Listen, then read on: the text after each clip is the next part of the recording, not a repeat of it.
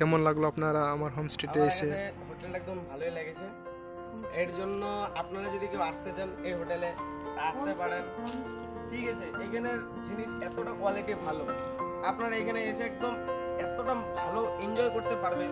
এখানে বনফায়ার আছে, আপনাদের জন্য অনেক নানান ধরনের সুবিধা আছে, আপনি এইসব সব কিছু ফিলিং করতে পারবেন।